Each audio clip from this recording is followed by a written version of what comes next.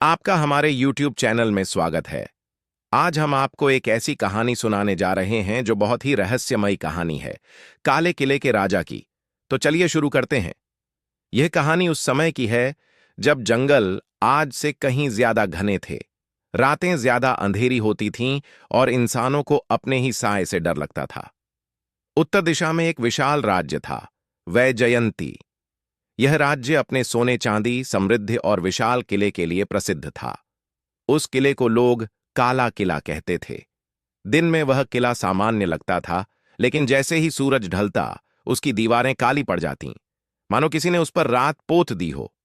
इस राज्य का राजा था राजा विक्रमदेव।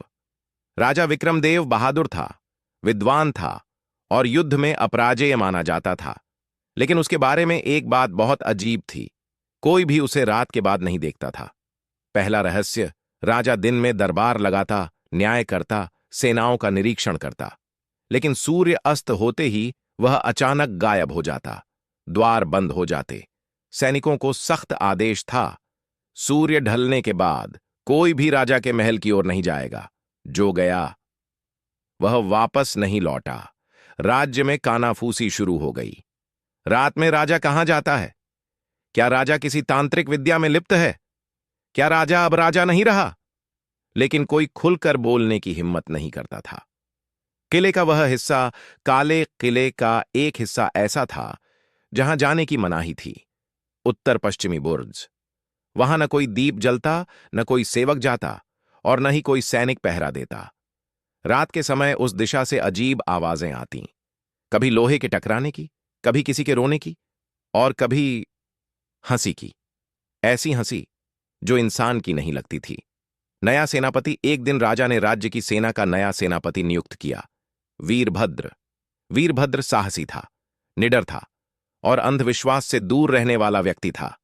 पहली ही रात उसने देखा कि सूर्य ढलते ही पूरा महल सन्नाटे में डूब गया। सेवक गायब हो गए, गलियारों में मशालें बुझा दी गईं। वीरभद्र ने एक सैनिक से पूछा, राजा कहां है? सैनिक का चेहरा पीला पड़ गया। वह फुसफुसाया, सेनापति, यह सवाल मत पूछिए। यही बात वीरभद्र को खटक गई। मनाही के बावजूद तीसरी रात वीरभद्र ने निश्चय किया, वह राजा का पीछा करेगा। आधी रात के बाद उसने देखा, काले कपड़ों में लिपटा एक व्यक्ति महल से निकलकर उसी मनहूस बुर्ज की ओर जा रहा है। वह राजा ही था। वीरभद्र छाया बनकर उसके पीछे पीछे चला। जैसे ही राजा ने बुर्ज का दरवाजा खोला, भीतर से सड़ांध और ठंड का ऐसा झोंका आया कि वीरभद्र के पैर कांप गए। अंदर का दृश्य, अंदर पत्थरों पर अजीब चिन्ह बने थे, दीवारों पर खून जैसे काले धब्बे थे और बीच में एक विशाल शीशा। राजा उस शीशे के सामने खड़ा हुआ। अचानक शीशे में राजा की परछाई बदलने लगी। उसका चेहरा टेढ़ा होने लगा, आंखें लाल हो गईं और मुंह से नुकीले दांत बाहर आ गए। वीरभद्र ने मुंह पर हाथ रख लिया। वह राजा नहीं था, सच का भयानक रूप। शीशे से एक आवाज आई, गहरी, भारी, गूंजती हुई। समय पूरा हुआ। राजा राजा दर्द से कराहने लगा। उसका शरीर टूटने सा लगा। तभी वीरभद्र के पैरों से एक पत्थर खिसक गया। आवाज हो गई। राजा पलटा। अब उसकी आंखें इंसान की नहीं थीं। कौन है? उसकी आवाज में इंसानियत नहीं थी। वीरभद्र भागना चाहता था, लेकिन उसके पैर जम गए। राजा आगे बढ़ा और बोला, तुमने वह देख लिया जो किसी ने नहीं देखना चाहिए था। पुराना श्राप, राजा ने बताया। वर्षों पहले युद्ध जीतने के लिए उसने एक काले तांत्रिक से सहायता ली थी। उस तांत्रिक ने उसे शक्ति दी, लेकिन बदले में एक श्राप, हर रात तुम इंसान नहीं रहोगे।